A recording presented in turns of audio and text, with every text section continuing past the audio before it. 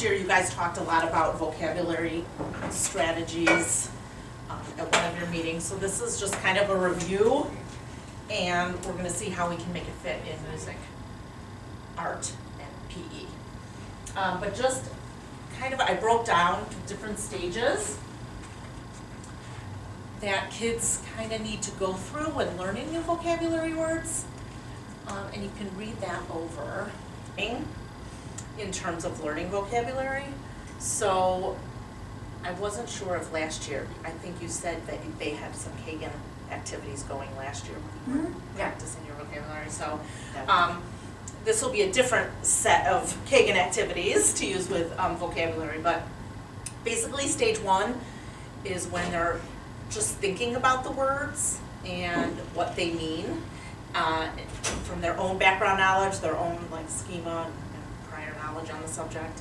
Stage 2, they're generating their own definitions and kind of kid-friendly terms, so we're not necessarily looking them up in a dictionary, but they're kind of coming up with their own definitions and coming to agreement that way. Stage 3 is symbolism. They're kind of creating a visual representation of the word.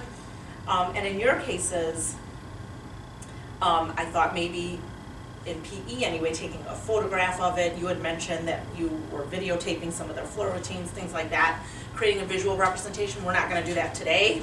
I'm not going to make you go, do somersaults for me, but that is where that would fit in. And then in music, I thought even creating kind of a visual representation of the word too, with the photograph or whatever. And then of course art is clearly, drawing.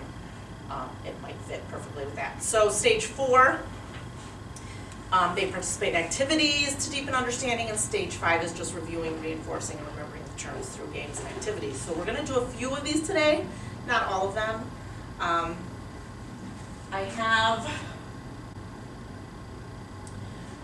stage 1, activating, and we're going to do a roundtable consensus. So that's one of the structures in Kagan. Time period, right? Time period. Time period that Impressionism was big in the history of art. Mm-hmm. Those are my thoughts. All right, thumbs up or thumbs down, and thumbs to the side. Sorry, I didn't explain this. Thumbs to the side if you think you can add to it or tweak it or change some things to it. Stage 3 is symbolizing.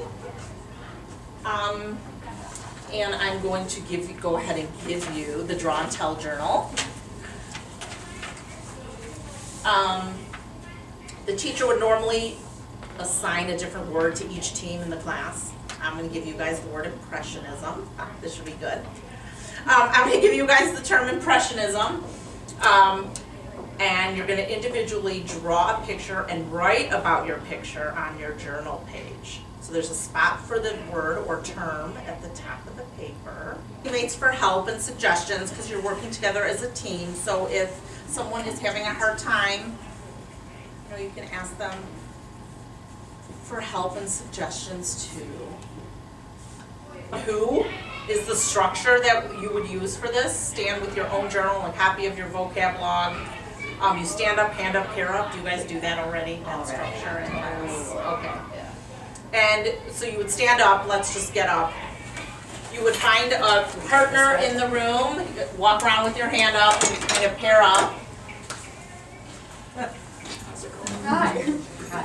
Partner A, and obviously today we all have the same word, but partner A, have your journal in your log. Partner A would share his or her word and illustration.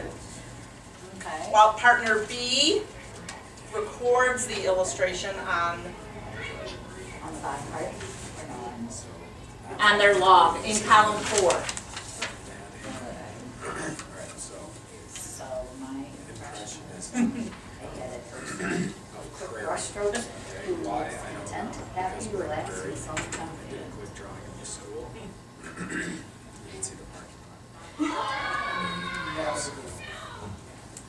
You? I have a painter painting. Quick, it was outdoors. Questions and takes myself back a long time. So.